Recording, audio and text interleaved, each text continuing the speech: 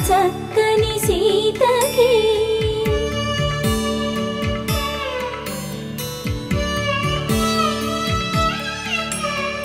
ఎర్ర జాబిలి చేయి రాముడేడని అడుగుతుంటే చూడలేదని పెదవి చెప్పలేమని కనులు చెప్పే నల్ల పూసై